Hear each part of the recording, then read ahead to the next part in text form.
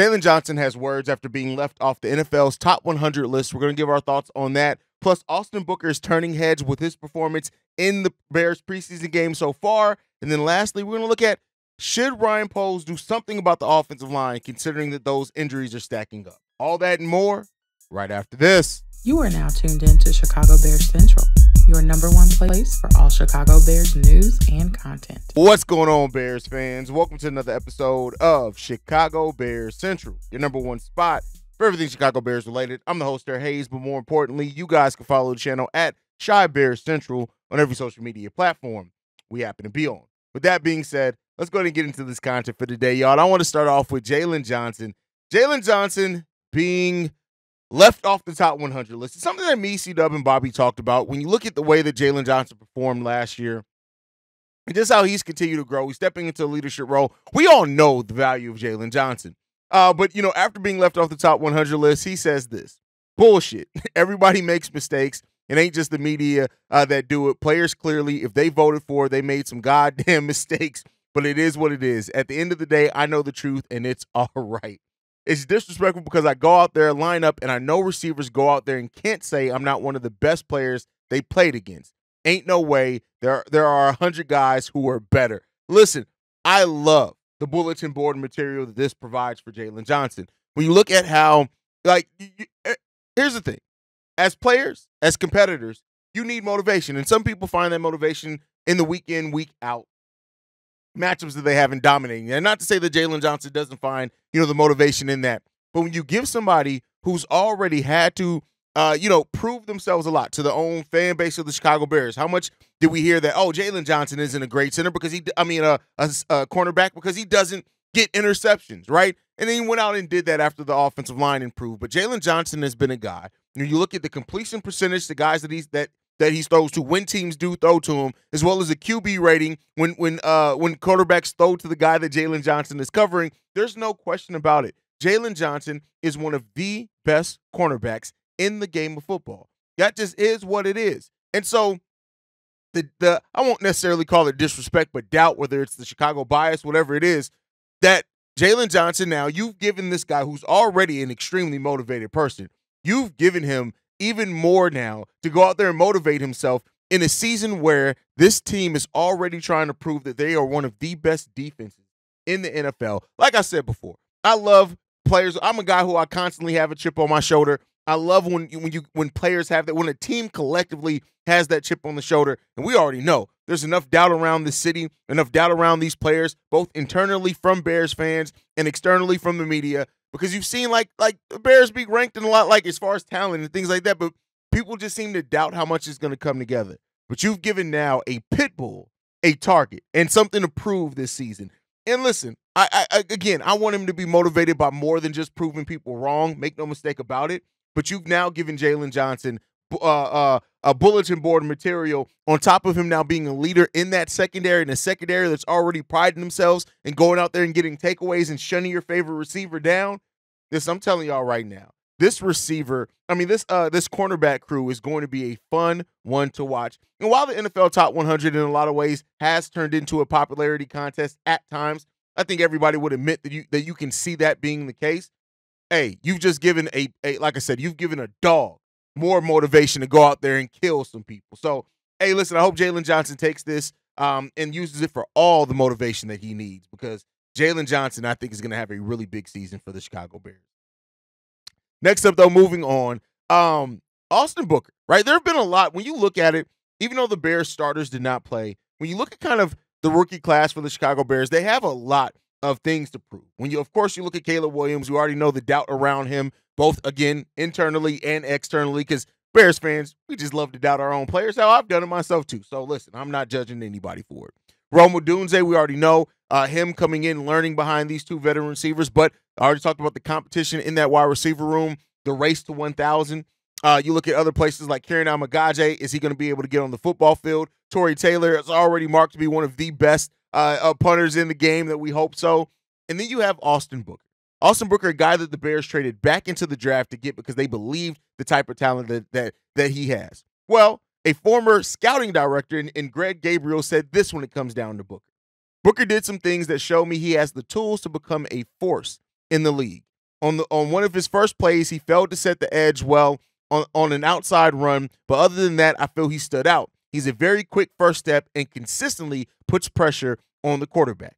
For a player that may not weigh 250 pounds, he plays with strength and explosion. He rocked the Texans' second-round tackle, Blake Fisher, on one play and beat him with a quick outside in move for forward pressure. He plays with the down-after-down intensity that Flus requires and shows excellent overall athleticism. There isn't a doubt in my mind that he will be in the defensive end rotation this fall, and he's capable of getting 4 to 6 sacks as a rookie. Now, in no way am I saying take this as gospel, right? But when you hear somebody who was a scouting director and who's specific, their skill set is to break down what players do well and don't do well on a micro level, right? To get down into that in the weeds of breaking down, hey, this is what they do. This is how they move their body. These are things that they can improve on. These are things that are going to build them up for success later down the road. I love hearing this about Austin Booker. And we know that the stats didn't really jump out the stat sheet, but the Bears traded up for Austin Booker for a reason.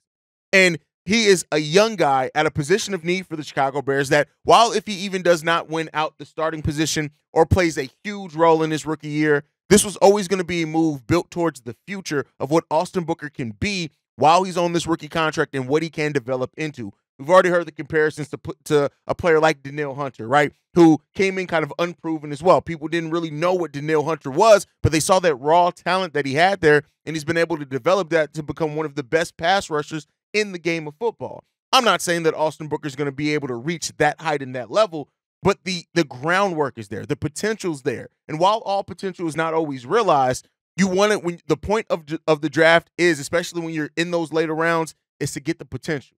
And so I'm glad to hear that Austin Booker's already turning some heads like that because, listen, we need it. If Austin Booker's able to have 4 to 6 sacks as a rookie, do you know how much hype that would bring around it for Chicago Bears fans that know we need an edge?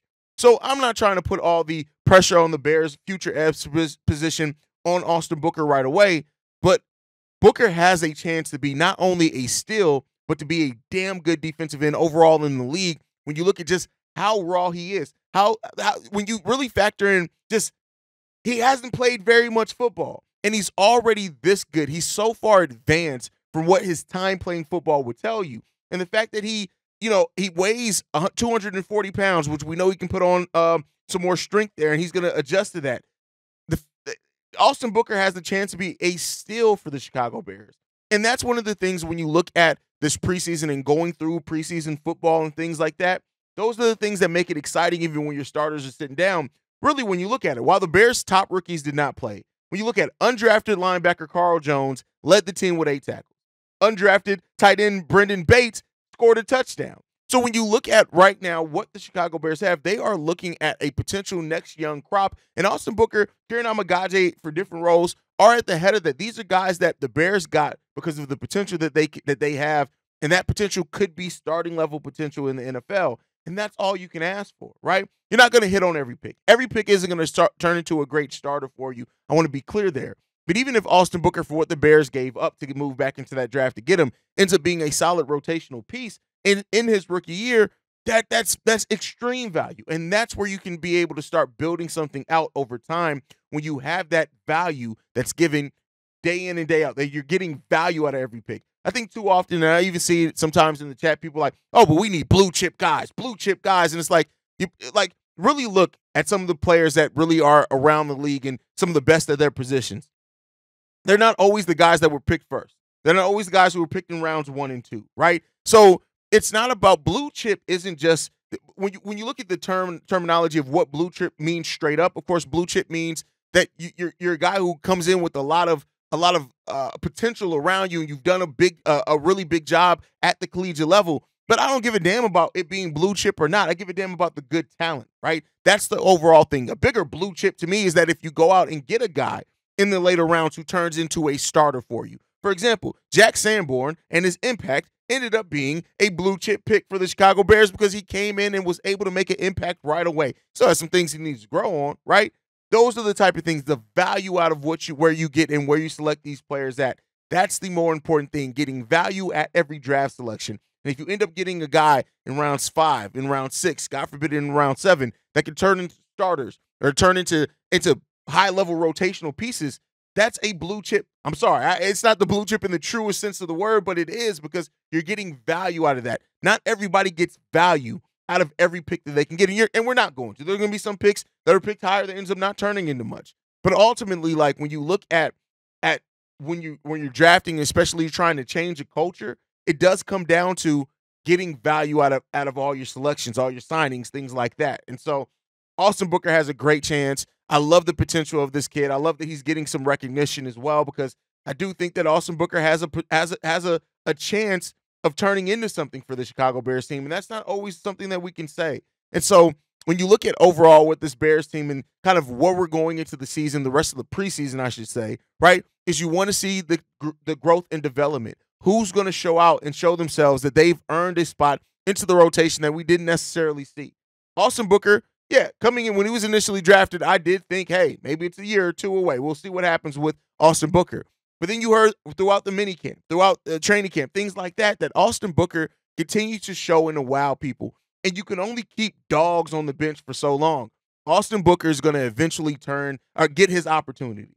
And if he makes the most out of that opportunity, him along with the other rookies, things like that, that's where you start getting that value. And that's what you want from a Chicago Bears team, is to get value. We need value. We need talent. We need wins. And when you talk about things as well as like how people are questioning, like, once Ryan Poles starts paying some of these players that contract extensions are coming up, how do you continue to kind of fill out your roster and not have to give away talent? It's by doing this, finding the value in the lower rounds, finding the value in signings that you can get more out of necessarily than what you thought you were going to, what it looked like on paper you were going to be able to get out of them. That's all it comes down to, man. And it seems like Austin Booker can be one of those guys, right? And we'll see how that continues to develop for him. Now, with that said, developments we talked a little bit about yesterday. The Chicago Bears have one healthy starting offensive lineman right now, and that's Braxton Jones. Every other projected offensive lineman for the Chicago Bears has suffered something that has left them out of practice, out of training camp. And as we're going forth to the second preseason game, has raised a lot of concerns. And not to say that those concerns are unwarranted, because I don't think they are. It could very well be that the Chicago Bears coaching and training staff are looking at it and saying, hey, this is training camp. We're going to sit these guys. If you get a ding, go ahead and just sit down. We're not going to worry about it, because we're more so focused on having everybody healthy to start the NFL season. That is a absolutely thing that they could be looking at, right? And I don't want to overlook the fact that this just could be precautions. And you could just be protecting your assets, protecting your players, and just seeing what it's going to end up being in that sense, right? But ultimately, I think as well, like, this offensive line it is a concern, and not because of even if you're not questioning the talent, right? Some people have the right and they question the talent as like, is this offensive line going to be good enough to protect Caleb Williams? But even outside of that, even if you do think that it is a talent aspect, the ability to stay healthy, I should say, proper English, the ability to stay healthy, the continuity that's needed. You want to get all those guys kind of in a synergy, right? In a rhythm as a starting group and rotation. And also you want to find that balance. We're still trying to figure out if Coleman Shelton or Ryan Bates is going to be the starting center, right? We know that. Everybody else is kind of, who's going to be the starter if they're healthy, right? It's going to be Tevin, Ned Davis, Darnell Wright, and Braxton Jones. That's your starting offensive line. But you want those guys to have continuity, because you're also coming off a season last year in which you did not have continuity between your starting offensive line because of the same thing, injuries. And that brings the question that a lot of people are asking is it time for Ryan Poles to do more to shore up that offensive line? He went out and got some really great depth pieces. Jake Kern, Matt Pryor, right? We still got J. Tyree Carter here. We still got Doug Kramer here, right? He went out, Kieran Namagaje came in. We got players here that can play multiple positions, and we have those depth pieces. But the depth pieces, how often they become your starters, that's where you start running into some issue with. And I know Connor Williams is still out there. He's a guy that I've talked very highly about as far as the Bears going out and getting him. I do think that if they were to, that means that Larry Bourne's probably going to get cut to kind of help create a little bit more of that space so you can bring Connor Williams in here. I think Connor Williams would actually be perfect for this offensive line. Another guy who can play multiple positions, even though he likes that center position. If he's healthy, he instantly becomes one of your best offensive linemen, not just a solid one to come in there. Like, no offense to Ryan Bates and Coleman Shelton, and they could very well surprise me, but They're more about how did I word it? They're more about getting that center play back up to competency because we've been in the toilet for so long. But if you get Connor Williams in here, you're getting a guy that, if he's healthy, is one of the best. It's more than just competency in that center position, and he can play multiple positions if you need to. You want to maintain some of that flexibility up and down that offensive line. Now, will the Bears go out and get a guy like Connor Williams? That's the question that's here, and that's one that we don't really have an answer to. We don't know how Ryan Poles and internally this coaching staff is viewing this situation with this offensive line. If they know that they're sitting guys because they just are more so focused on them being healthy for week one, and that's why you're seeing so many guys sitting down, okay, cool. If you have that internal confidence, then just show us. And the way that you can show us is week one when the regular season's going on. If that full starting offensive line is out there and looking good, cool. It is what it is. The concerns will go away over time. But if they have any doubt internally about how this offensive line is going to look and perform, and if the right guys are going to stay healthy at the right time, don't be surprised if Ryan Poles does start making his move, right? And we've seen this before. Ryan Poles is not a guy that's adverse to going out after the first preseason game, after 2 preseason games, and going out and bringing a veteran at a position that he sees is a big need for this team currently. Last year was Unique Ngakoue, didn't necessarily work out. This year, it could be a defensive end. It could be an offensive lineman. But at some point, we just got to see something. And, you know, that's what we'll wait and see, man. That is what it comes down to. I really hope that overall it's not a big concern. I hope that overall when we get to it, we're just looking at it and saying, hey, listen, we were worried about it. Everybody's healthy now. We're good. We're ready to go. It's not a big deal. That's what everybody hopes that can happen here. But as it stands right now, listen, we just haven't seen enough to be able to say that for sure. And so, you know, I would not be surprised if Ryan Poles goes out there and gets himself a offensive lineman. Maybe it's a Connor Williams. Maybe it's something else. Maybe he waits and sees closer to the start of the season, making a trade. But, you know, Ryan Poles is going to want to give everybody an opportunity to see what they can do and what they can bring. And so, you know, we'll see what comes down with that one. But yeah, let me know what you guys think. The offensive line concerns, hearing the health and things of how it's been through training camp and stuff like that. What's your confidence level? I guess is a better way to word it. What is your confidence level right now in the Chicago Bears offensive line? And just honestly, you guys know that's been my biggest concern so far this offseason. And not just, like I said, it's not because I doubt the talent, but there are some serious health concerns up and down there. Like Tevin's never had a relatively healthy season. Nate Davis, you know, it's a concern because of everything surrounding Nate Davis over the last year, right? That thing, Braxton Jones, like, is he going to develop the way that we need him to do? Need him to develop those type of things. Darnell Wright's probably the one that I don't, even though he's also out with injury like everyone else, so it probably should be a concern. But let me know what you guys think on that down below. Now, with that said, before we go, we do have the unofficial depth chart released by the Chicago Bears today, and we're going to take a look at this because I think it's some interesting things to break down in this one. When you look at it, there's the oars. I'm going to focus on the oars because everything else, the starters are pretty much exactly what we thought. DJ Moore, starter at wide receiver. We knew that. Keenan Allen, the starter at wide receiver. We knew that. With Rome Odunze there as the wide receiver 3, we all knew that. When you get into the offensive line, Braxton Jones, Tevin Jenkins, Nate Davis, Darnell Wright listed as your starting offensive line. And then they have Ryan Bates or Coleman Shelton listed there. That or distinction is important there because they still have not decided on who's going to be that starting running back yet. The quarterback position, of course, Caleb Williams listed as the QB1. Tyson Bagent or Brett Rippon have been listed as the quarterback 2. So seems like, you know, per what we saw in that preseason game, that, you know, Brett Rippon, however you say it, may be jumping Tyson Bagent for that quarterback 2. We'll see though. For running back, DeAndre Swift's listed as the starting running back. No surprise there. Khalil Herbert or Roschon Johnson are listed as the running back 2. So seems like that's still a battle that's going on as well at that time. And yeah, so we'll see there. That's the offense. On the defense, no surprises at all here on the defensive side of the ball. Montez Sweat, Andrew Billings, Javon Dexter, DeMarcus Walker listed as your starting defensive line. Linebackers, TJ Edwards, Tremaine Edmonds, and Jack Sanborn listed there. No surprises there. Safety, Jaquan Brisker, Kevin Byard. And then your cornerbacks, Kyler Gordon, Tyreek Stevenson, Jaylon Johnson. No surprises there at all. Special teams. Starting to get interested in special teams.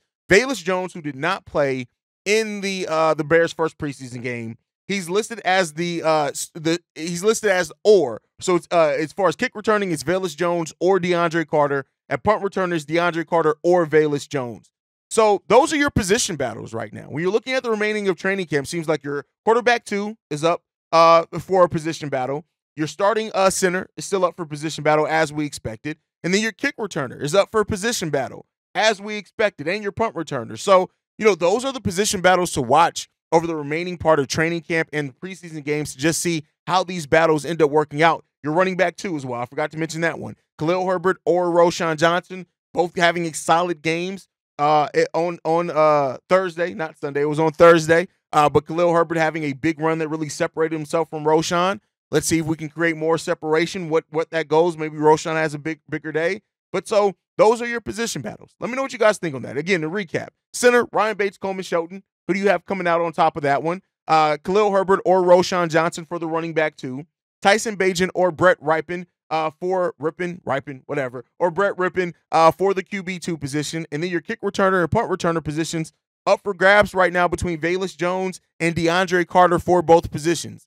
Let me know who you guys got on that coming out of those position battles down below. Otherwise, make sure you guys are following the channel at Chi Bears Central. You can send us any feedback, questions, comments, concerns. ChicagoBearsCentral@gmail.com. Lastly, if you want to leave a text message and or voicemail for the mailbag, the number to do so, 773-242-9336. We are the #1 spot for everything Chicago Bears related. Thanks to you guys, and make sure you guys are following the channel. Yeah, like I like to end everything on, Chi-Town up, bear down, y'all. Love you guys. Peace, y'all. This has been a presentation of the Break Media.